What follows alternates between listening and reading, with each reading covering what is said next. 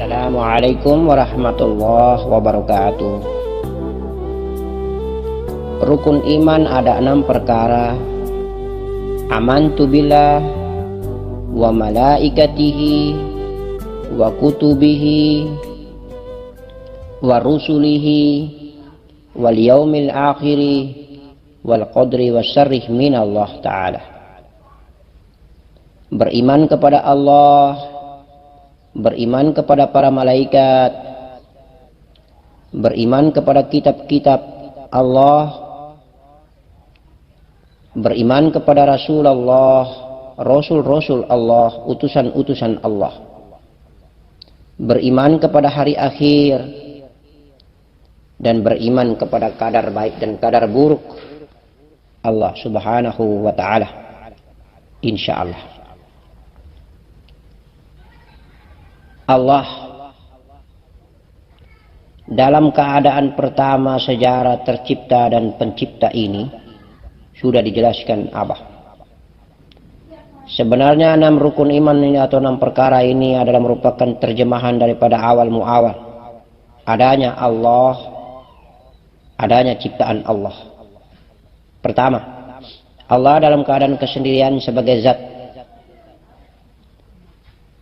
Supaya dikenal, dia menjahirkan dirinya menjadi sifat, mengadakan adanya sifatnya bernama Nur Muhammad. Nur Muhammad yang telah diadakan oleh zat Allah ini dari alam sifat dipindahkan ke alam nur. Dipindahkan ke alam nur. Kejadian pertama, sumber terciptanya zahir hamba yang bernama malaikat, asalnya dari Nur Muhammad. Jadi Allah dalam keadaan zat menzahirkan dirinya, yaitu sifatnya Nur Muhammad. Kemudian Nur Muhammad menzahirkan dirinya. Pertama sekali awal muawal bahan baku ciptaan zahir hamba Allah bernama malaikat berasal dari Nur Muhammad. Maka malaikat itu berasal dari Nur Muhammad. Ini ketika Nur Muhammad berada di alam nur. Kemudian Allah pindahkan lagi Nur Muhammad di alam nur ini menuju ke alam kalam. Di kalam ini Allah menciptakan huruf. Allah menciptakan kitabnya. Allah menciptakan luh dan mahfuz. Allah menciptakan kalamnya. Seluruh huruf luh, mahfuz, kalam tercipta di alam ini. Setelah berpindahnya Nur Muhammad dari alam nur menuju ke alam luh, menuju ke alam kalam, menuju ke alam mahfuz, tetap sumber ciptaan bahan bakunya adalah Nur Muhammad. Lahirlah ciptaan yang bernama kitab, lahirlah ciptaan yang bernama lauhil mahfuz, luh dan mahfuz, lahirlah ciptaan yang bernama kalam, lahirlah ciptaan yang bernama huruf. Kemudian Allah pindahkan lagi Nur Muhammad ini di alam akal. Akal inilah utusan Allah. Akal inilah yang bakal dijadikan Allah subhanahu wa ta'ala sebagai wakilnya yang zasat, wakilnya yang zahir, wakilnya yang akan mewartakan, menterjemahkan, mendakwahkan, mensyiarkan kalam, mensyiarkan nur, mensyiarkan sifatnya, mengafalkan nur, mengafalkan sifatnya, mengafalkan kalamnya, mengafalkan kitabnya, mengafalkan, menterjemahkan, mempraktekkan apa yang ada di luh dan mahfuznya, kitabil maknunnya. Maka sudah terjadi rukun iman yang keempat. Amantu billah wa malaikatihi di alam nur, wa kutubihi wa rusulihi. Wa kutubihi terjadi di alam kalam, wa rusulihi terjadi di alam akal. Kemudian Allah tenggelamkan kembali Nur Muhammad ini, fanakan kembali Nur Muhammad ini ke dalam zatnya lagi. Kemudian Allah menzahirkan kembali Nur Muhammad ini di alam yang bernama Lil Salam. Terjadilah di alam Lil Salam itu peristiwa ikrar akidah pertama. Alastu bi rabbikum qalu bala syahidna. Antara zat Allah ini dengan syahadat yang dibalas oleh Nur Muhammad sifatnya. Ketika Allah mengeluarkan diri Nur Muhammad ini dari Nur Allah, dari dirinya zat ini, kemudian zat ini mengatakan, bukankah aku ini Tuhanmu, wahai Nur Muhammad, wahai sifatku? Lalu sifatnya yang bernama Nur Muhammad mengatakan, bala syahidna. Kami bersama nur-nurku yang lain, yaitu nurnya jiwa para nabi, nurnya jiwa para utusan Allah, serta seluruh hamba Allah umat-umatku, bersaksi bahwa engkau adalah Tuhan. Inilah yang disebut dengan rukun iman. Ketika tenggelam tadi, dari Nur Muhammad tenggelam ke dalam zat Allah itu wal yaumil akhir, dan pada saat dikeluarkan lagi Nur Muhammad lalu terjadi ikrar akidah di alam Lil Salam ini, maka itulah wal qadri wasarri minallah. Terjadi pertama jodoh, rizki dan maut. Ikrar ini juga melahirkan jodoh, rizki dan maut. Datangnya dari Allah Subhanahu wa ta'ala, dan keluarnya Nur Muhammad dari zat ini menunjukkan bahwa keluarnya jodoh, rizki dan maut atau ajal, insya Allah. Ketiga rahasia ini akan dibawa oleh Nur Muhammad menuju ke alam jiwa, kemudian menuju ke alam zahir atau jasad, di alam mani pada saat mani itu diciptakan Allah Subhanahu wa ta'ala. Jadi di alam Lil Salam terjadi ikrar akidah nur zat Allah dengan Nur Muhammad. Kemudian Nur Muhammad pindah lagi ke Lil Sodikun, alam yang berikut, terjadi dialog lagi.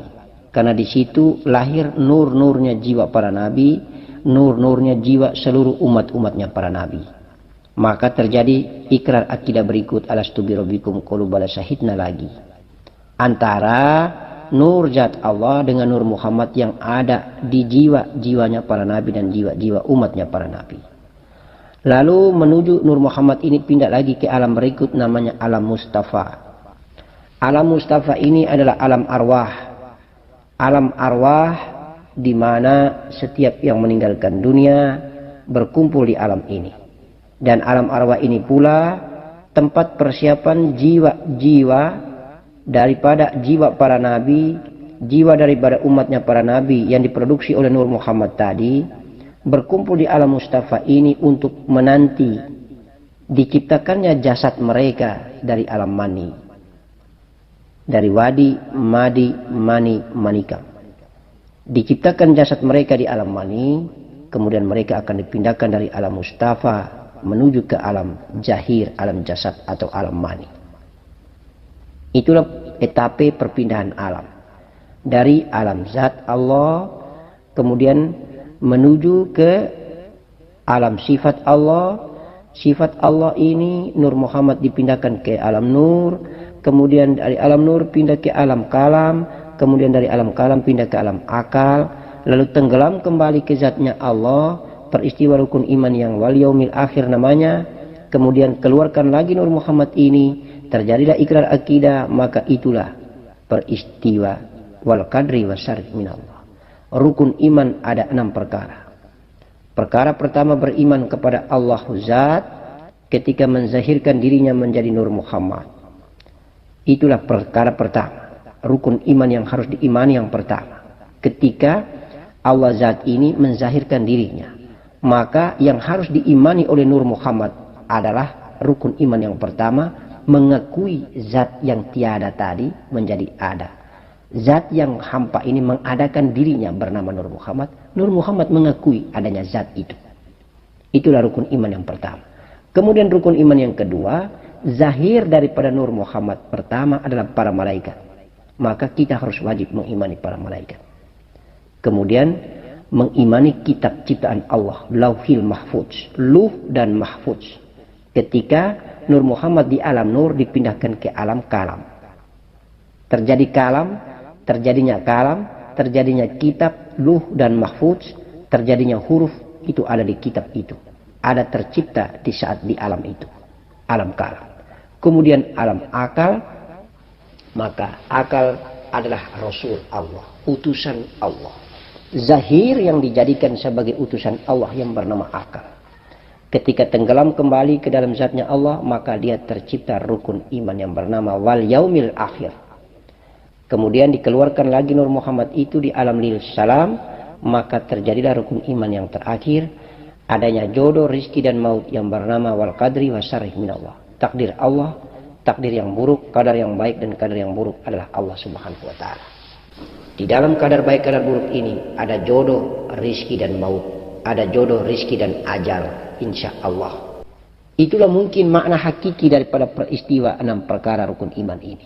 Insya Allah, begitulah ketika kita beriman kepada Allah, maka kita diajak untuk meyakini, mengimani akan adanya Nur Muhammad, adanya zat Allah. Nur Muhammad mengimani zat Allah, mengakui akan adanya zat Allah. Nur Muhammad pun diakui oleh zat Allah akan hadirnya dia sebagai sifatnya zat. Kemudian kita mengimani para malaikat, meyakini akan adanya para malaikat yang bersumber ciptaan Nur Muhammad. Malaikat diciptakan dari nur dan cahayanya, cahaya Muhammad. Ketika Nur Muhammad ini dipindahkan atau mengunjungi alam nur bernama alam nur, maka adanya malaikat itu dari Nur Muhammad. Kemudian kita mengimani kitab Allah, kita mengimani Luh dan Mahfuz karena sumber daripada kitab suci Al-Quran, kitab suci Injil, Zabur dan Taurat. Semua kitab-kitab itu terlukis, terukir, lahir dan diproduksi di Luh dan Mahfuz di alam kalam. Ketika Nur Muhammad dipindahkan atau mengunjungi alam kalam, maka lahirlah produksi iman yang ketiga, yaitu beriman kepada kitab Allah wa kutubihi.